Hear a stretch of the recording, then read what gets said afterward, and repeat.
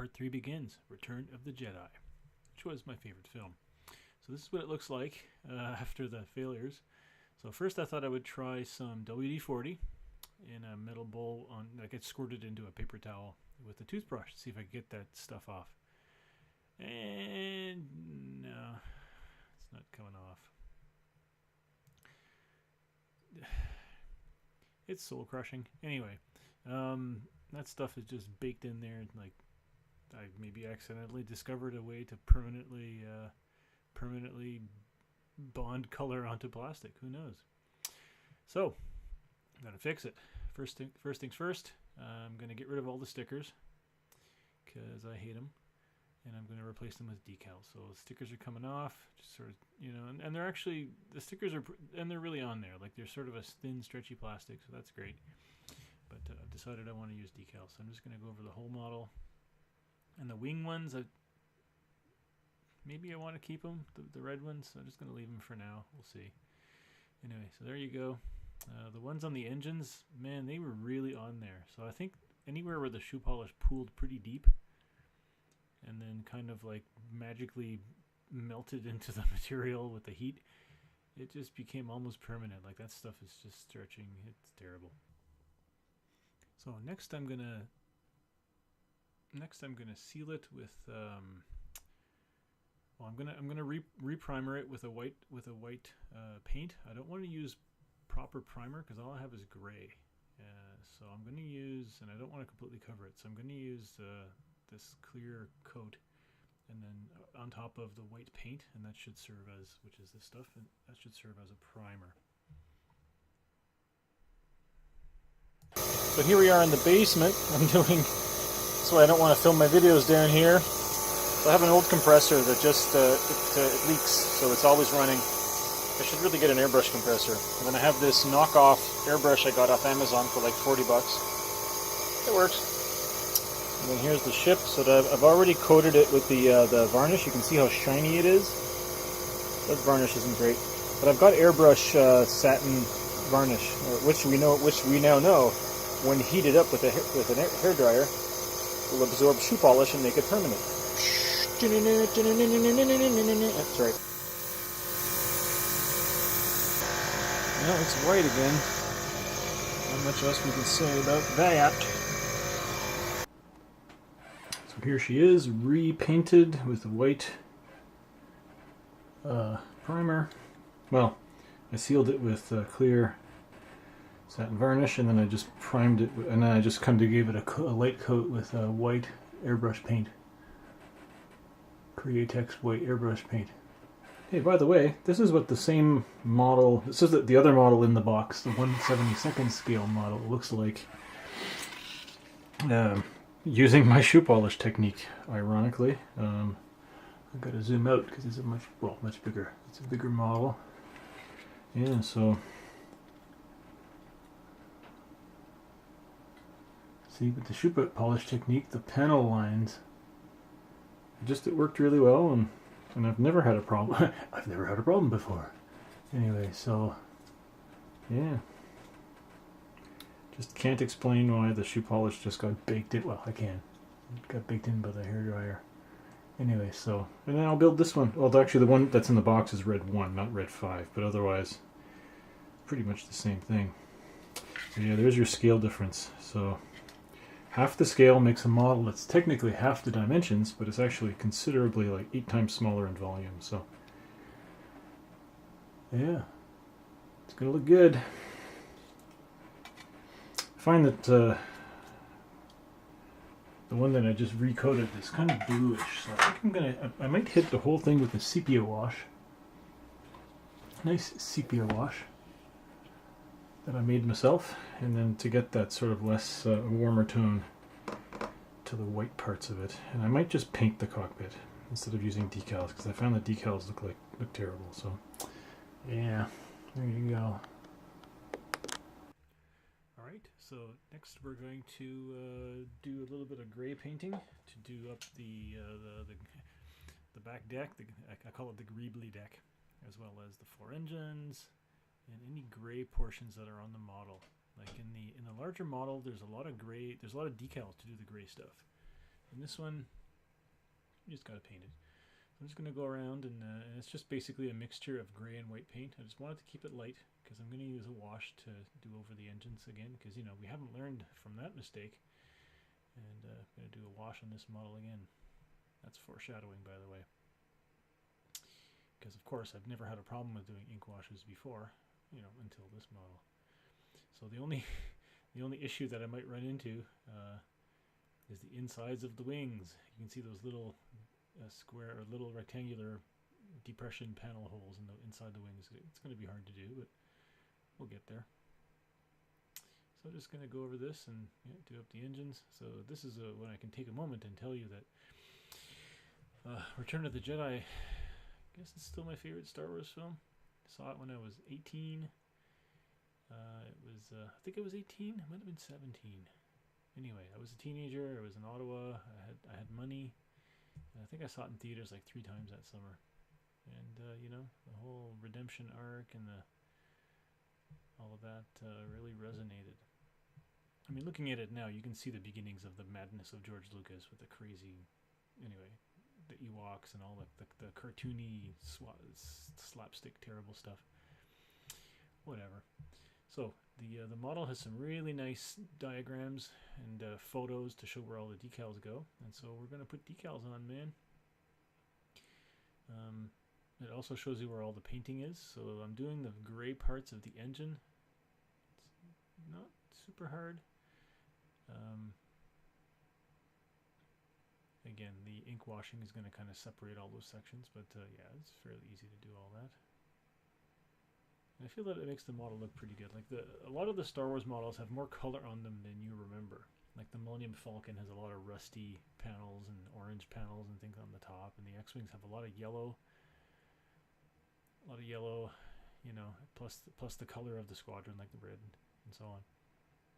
But yeah, there's yellow and there's you know, there's like red stripes and then engine warning signs and all that stuff, which is pretty cool. It just kind of reminds me of World War II planes, maybe modern planes too. But I mean, these model builders, right? These are people who built a lot of models, and it's a lot of the German World War II aesthetic and a lot of things that are in Star Wars. And so like your BF-109s with the big yellow nose, and so here you had like yellow panels on the nose and things on the X-Wing. So yeah, I'm going in with slightly darker paint inside the engines and the nozzles at the back. I guess that's pretty much done with the color on the engines. I'm going to paint the cockpit. So the cockpit, again, people don't realize the cockpit is it's very blue. Like the metal frame of the cockpit, it's kind of like a blue-gray.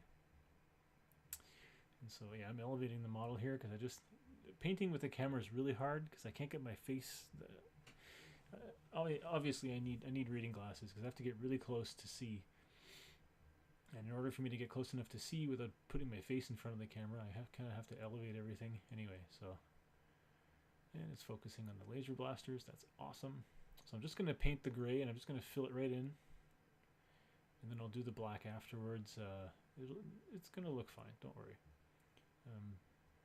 More foreshadowing. This is definitely not going to be the worst part of this model kit. Oh God, what a sloppy job.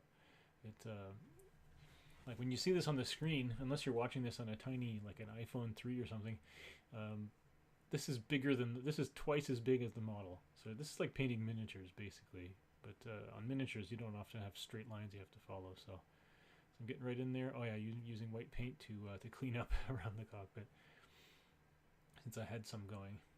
Look at that crooked laser blaster from the. Oh, and I had some silver paint going. So let's just do the droid's head, and then just a little bit of silver on the engines, whatever. Make them a little more metallic-y. Yeah, so that's that. Going to continue on the cockpit now with some black paint. You just wait and see. It's going to be great. Don't think I've yet solved the problem of this camera stabilization. I had these really big C-stands with arms and with big boom arms and counterweights. And this time I put the camera at the end of the boom arm still, but with both C-stands connected to it for more rigidity. But I think the camera is going to have to be in the middle of the arm with C-stands on either side for it to be really stable. But I mean, the floor in the room there I did this is pretty soft too, so anything will make it move. So I'm going in with the black. Again, I'm making a few mistakes. It's so hard to see. I can't see anything. I'm so old. So I'm just getting in there with the black.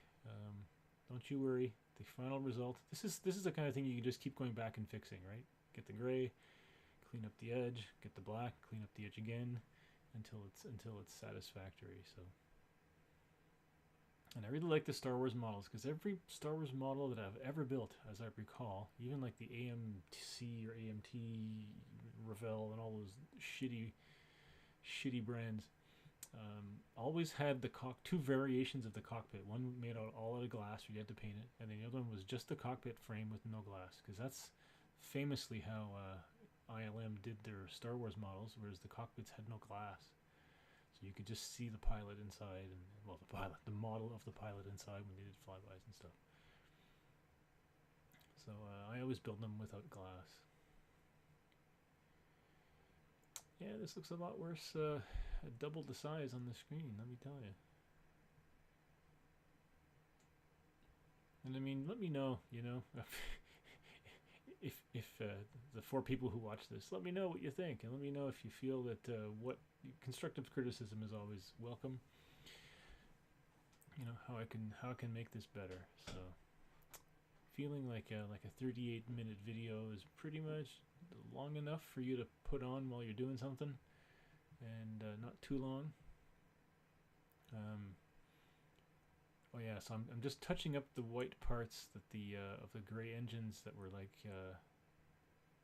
anyway, just cleaning that up. And there you go. She's a pretty. Oh, no, it still looks. Yeah. Anyway, I think the cockpit is just about done. There you go. In glorious HD.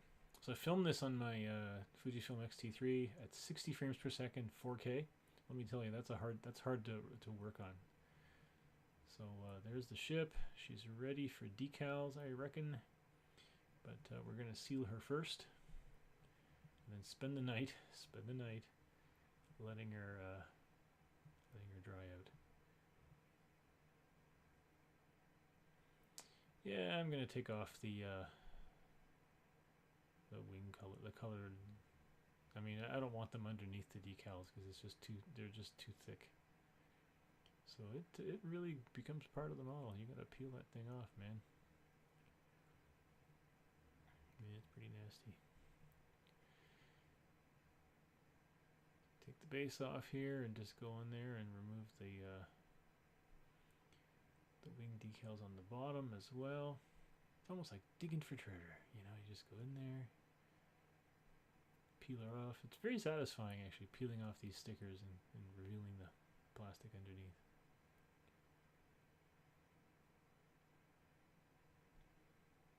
So the way I did the larger scale X-Wing, the red 5, was I didn't paint it. I just put it all together. No, sorry, I painted like the details, like the gray parts of the engines and the yellow and stuff. Put on the decals, sealed it, and then I did all the ink wash stuff, or the shoe polish. It's decal time, people. It's going to be great. So the sheet here is for the large ship and the small ship. It's hard to tell just by looking at it which is which, so I'm just going to try to guess. Yeah, it goes across. And cut that stuff out, and then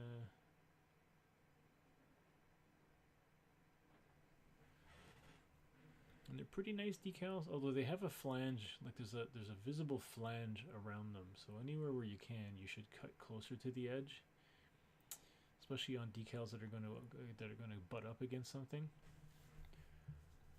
It's big red stripe time. So here we go. Big red stripe in the water. Use my cheap tweezers, and then let the old big red stripe kind of. So I'm going to use Decal Fix, which is like a gloopy, nasty, looks like pus. Just kind of goes on there. And this is to prepare the model's surface for decals, whatever that means.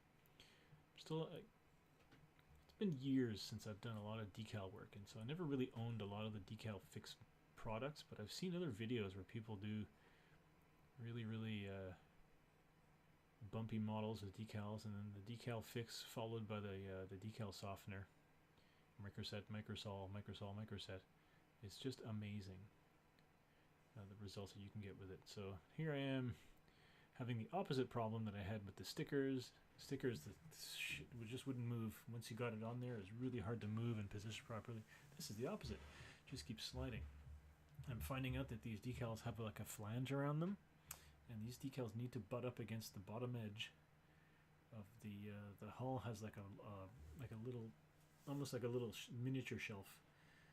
The bottom hull has like a lip that extends, and so it's hard to push the decal up against the that edge because of the clear part. So you really have to really climb on top of it and then push it back down the other way. So pain in the ass, but what can you do? And as we go along, you'll notice the other decal that I'm putting on this, I'm cutting as much as possible. I'm cutting right on the edge of the colored part to actually cut the decal before I remove it from the... See here, I'm trying to push it up against the edge. It's not having it. So eventually what I'm going to do is just lift it right off and put it on top of the lip and then push it back the other way so that it's kind of like bent. See, here we go, we're climbing on top of the little, and it's like the other one's moved and it's broken. It's just, ugh, the nightmare is becoming real. Good Lord. On the larger model, this red stripe is actually cast. The top half of the hull and the bottom half of the hull have like a red insert piece that goes in. So you don't have to use a decal or paint it, which is what I didn't paint it, which was pretty great. And on the Resistance Fighter, which was like a blue Squadron X-Wing, the blue stripes on the wings I painted using masking tape instead of using the decal, and that looked really nice. So I didn't want to use decals. So now I'm just checking the artwork, and it's got to go back a little. So never fear. Again, of all the things that that end up not looking good on this model, decals. The decals are not part of it. They look just fine after you allow them to dry and put on enough coats of decal softener. So here I'm cutting much closer to the edge so that because the gray part goes right underneath the blaster. Same thing with the lip, goes right to the edge of the wing. So hopefully that'll do it.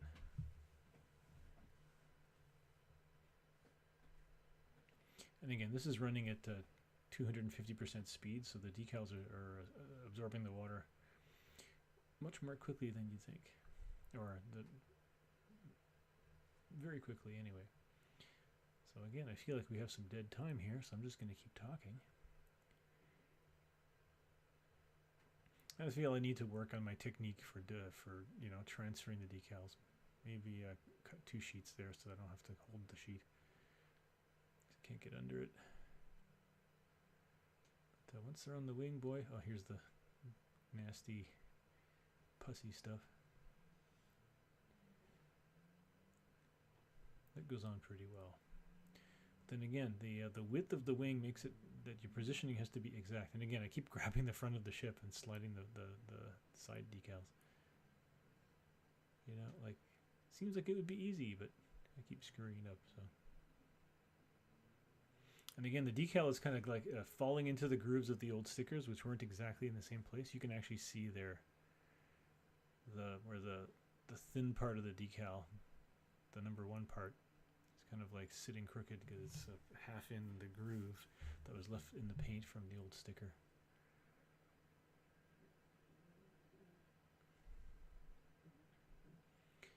Yeah, so, and if you find this part to be excruciatingly long, you just imagine having been here, doing it at considerably less sped up speed than this. It's kind of like, ugh. And the Q-tip's got the micro. Oh, there you go. Ironically, I'm like, stop now. See, and sticks out the back a little bit in the end, and that's fine. When you put the micro the decal softener. It just kind of like schmoops to the edge of the model. There you go. Now we're just gonna keep moving that friggin' thing around because I hadn't screwed it up enough already. Okay, flip it over. We've done enough. Cutting these guys. Again, we're gonna cut them as short as possible so there's no bit sticking out. And then we do the gray part. And Bob is your uncle, man. Decal time. Isn't it great that you're getting all this free quality video content? And if you're watching ads, that's great because I'm not getting paid for this. So this is how YouTube wins, people. I spend hours making the videos and then you spend hours watching them and watch ads, and there you go. You can really see it almost looks like Aztecing on the bottom where I peeled the stickers off. The model, the plastic of the model is not exactly the same color as the one on the close wing. It's like, leave it alone. It's perfect. No, no, arg. Oh well. It was perfect.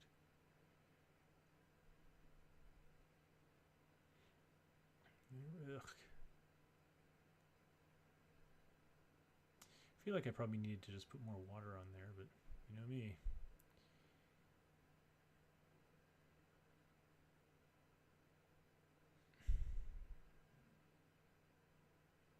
Yeah, and I keep just wanting to move it just back a little bit, and then it goes too far. Then I go back the other way, it goes back too far. Oh, there you go, there you go, there you go. Don't, yep, okay, good. Now we're going to do the engine, the red stripe on the engines. I think my camera stopped recording, so you didn't have to watch that whole first two engines. But you're going to watch me fix them again later on, because when I flipped the model over, I didn't realize the model was resting right on the engine cowlings, and so those decals were moving around as we do this. Here's a really great part of the video where it focuses on my knuckle instead of the model. I'm toying with the idea of turning off autofocus. I could use much brighter light and go like, you know, f16 or f22 and just keep the depth of focus much deeper, but then you need like 4 times more light, and it's just, as it was, I had some really bright, I had an overhead light plus a lamp plus the window light plus 2 little spotlights all shining on this thing, and it was very bright, very hard on the eyes. Working on it. So unless I can find a really large source of light that just, you know, fills it with clouds of white light, probably just going to keep shooting it. This is like f5 or f4.5. ISO 500, shutter speed, I don't know, 1/60th, 1/125th. I think it's 1/125th. You want to go twice the shutter speed as your frame rate to keep it cinematic. So there you go. So those look pretty good. When you flip it upside down, arg! Oh, in fact, one of them just came right off because I suck.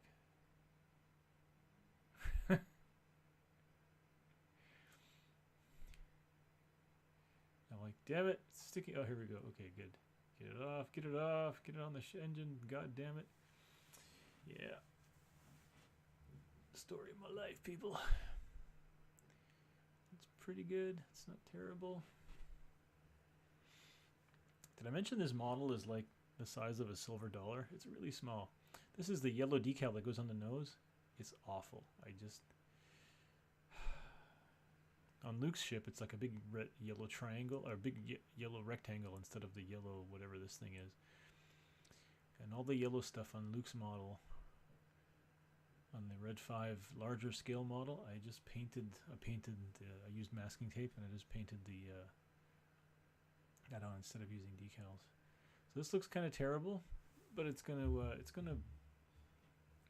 stick to the model really well subsequently when I use the decal softener, which you use multiple times. You just keep going back, keep going back, keep going back. What it did with the side one, well, you'll see. Kind of just re-wets it, softens it, and allows it to like stick more to the model as it dries. So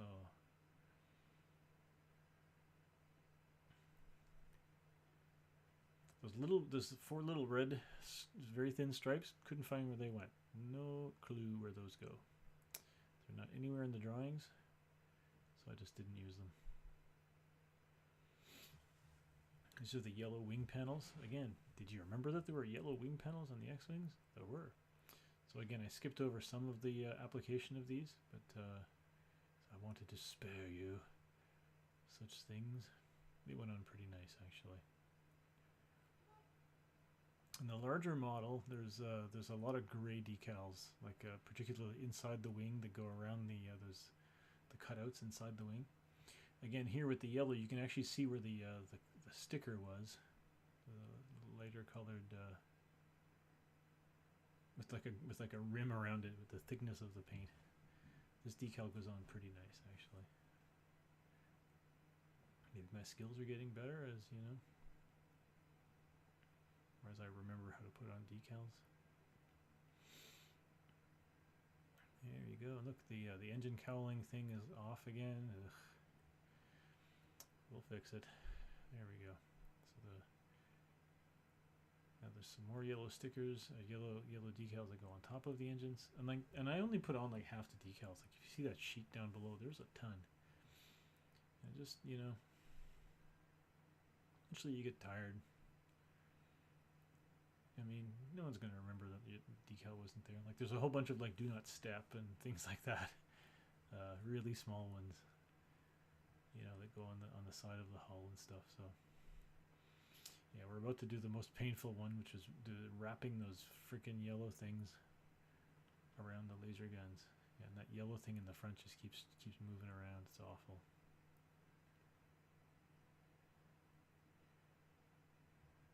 So I just have the there's a couple of, like, you know, panels that go on the side of the main hull, one on each side.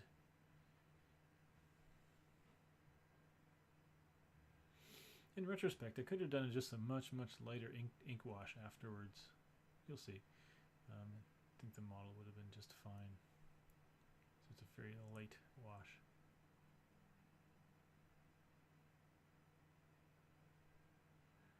There's this thing that goes around the cargo storage underneath.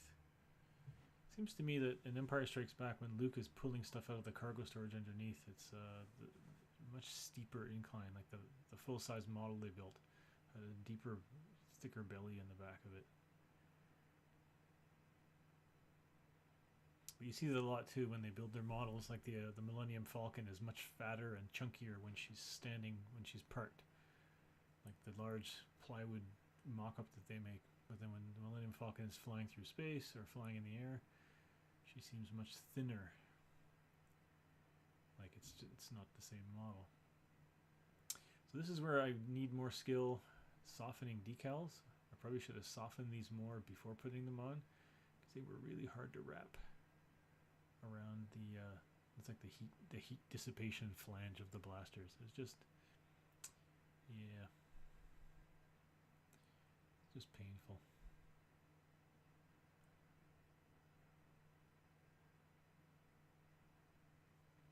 I end up ripping one of them off because it just didn't stay on. It slid off.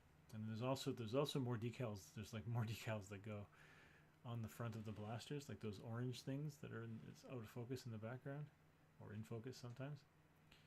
That's like, you know, direction of the laser. I made a quick attempt to put that on. I just couldn't get it to wrap around the strut, and it was beyond my skills as a decal putter. See here, I'm like, damn it.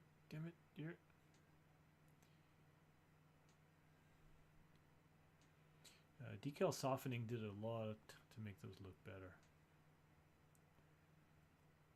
to like really conform to the shape. Here we go. I'm going to try to put this on. Don't worry, we're not going to spend a lot of time messing with that. It's like, oh, that just popped off again. It's just like, yep, it just sticks out like the wings of a plane. I probably could have just stuck it on, and with the decal softener, I could have just continued on subsequent coats, keep wrapping it, but I just didn't have the patience. And that was it. Forget it. I consider this good enough.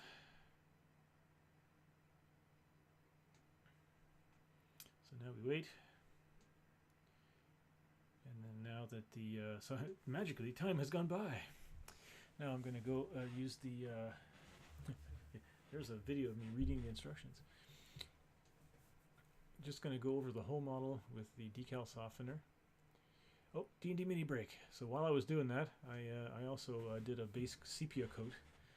Or sepia. I dug out my old sepia wash, and I did my dwarf mini for an upcoming D&D game. Back to the ship. So I've done several coats of the decal softener. Now I'm going to do ink wash. So armor wash and flesh wash. And here we're going to encounter our first problem. Oh, I'm just going to squirt those into the bowl. So the armor wash went out pretty good. Okay, they went up pretty good.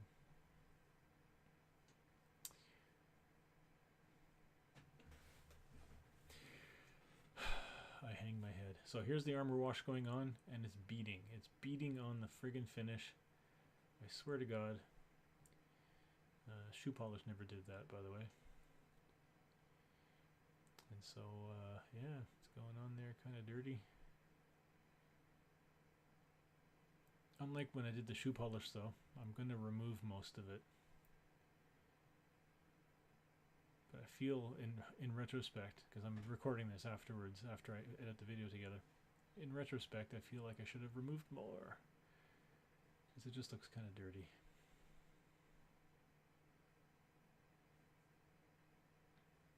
Definitely, that's, you know, you want to paint your models after you assemble them usually, but in this case, you want to paint the inside of the wings, like the especially for the larger models, because the larger model, the inserted stuff is much easier to paint before you assemble it. Like the insert panels inside the wing and inside all of that.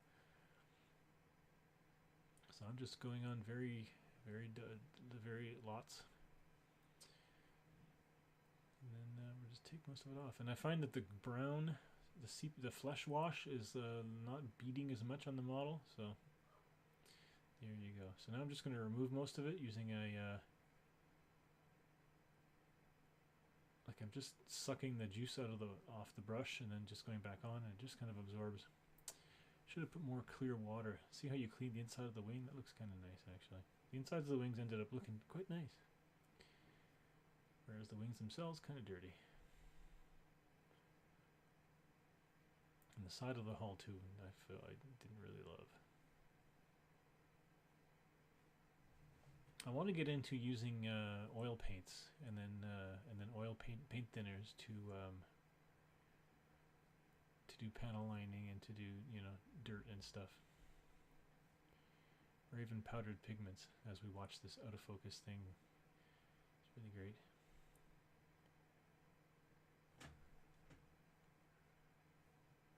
It's not terrible. Yeah, so oil paints. Oh, D&D mini break. So this is like the next day, right? So I'm just doing the ink wash on him. So he's a dwarf cleric of Moradin. And he's from the Forge domain, so he can wear heavy armor, which is hidden under his robes, obviously. And wield a hammer. So there you go. It's not really beating on this guy, but anyway. And then this is like the other dwarf figurine. I figured I'd paint that one up too. The first one was a kit-bashed dwarf wizard with a hammer I got from another dwarf figurine, and this is just a straight-up dwarf wizard. The models seem to be cast in clear plastic. It's like the lightning coming out of his hand that's transparent. They just painted the rest of the model to hide that. So I did a matte varnish on it. Sorry, I'm going to clean off and then do the matte varnish. That's where I'm noticing that, again, the ink wash doesn't want to come off, so the model is what the model is. It's not a big deal. It doesn't look terrible.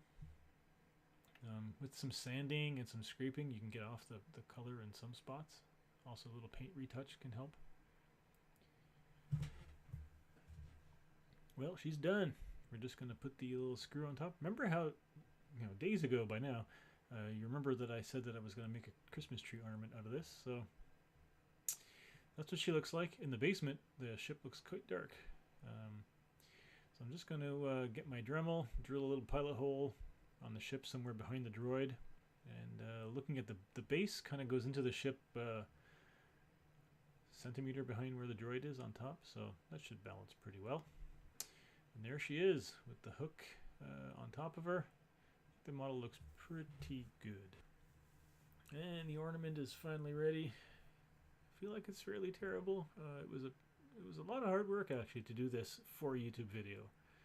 Getting the camera set up and all that stuff, and having to keep my hands out of the way. I feel like the ink wash didn't work super well. It kind of looks like Wedge Antilles flew his X-wing through an exploding TIE fighter. And now we're just going to head over to the living room and put this baby on the tree. I'm glad I managed to finish this before the tree went to the curb. This is a real tree, and so we always buy our real trees at Loblaws or Super C or whatever grocery store for $20. So they get grown and then they get recycled. So it's not the end of the world. Trees are always planted for this. So calm down. And hanging it on the springy branches is no problem because it's light. Look at that. It's just a beautiful ship. Still think the X-Wing is one of the most iconic ship designs. People keep saying iconic, it's so iconic. Everyone knows this is an X-Wing fighter. Come on. I mean, TIE fighters are also pretty iconic, but they're more simple and not as, they don't have that RAF Hurricane or RAF Spitfire kind of look to them. So what am I going to do next? I could do the larger version of this, which is 1/72nd scale, or I could do a Y-Wing in 1/72nd scale, or I could do a TIE fighter, or I could do a Snowspeeder, which is 1/48th scale. It's a much smaller ship. Let me know which one you think I should do. I mean, if you've made it this far, which one should you do? Yoda says. Yeah, let me know. So here's like a photo of the X-Wing. I think it looks pretty good. And only the thing on top belies its tiny little size, the little eye ring on top to hang the hook. And so there she is, hanging from the larger scale X-Wing, which is actually Red 5, which is Luke's. So there you go. The size of the ship is like it's scary how much smaller it is than the large one. And I know that Bandai makes a 1/48th scale X-Wing, which again is almost twice as big as the bigger one, which has moving parts and sound effects and all kinds of stuff like that. But I don't know. I kind of like that scale. It makes a model that's not too big. There's still tons of detail. You'll notice that the bigger model was done using shoe polish and it came off beautifully. The red parts on the hull were cast separately, so they're just like they snap in pieces. So the only stuff that I painted was that yellow. That was all yellow paint and the gray. And I never painted the white. I just kind of ink washed it like it was cast in that nice white. So there you go. My first YouTube trilogy of videos. Take it easy.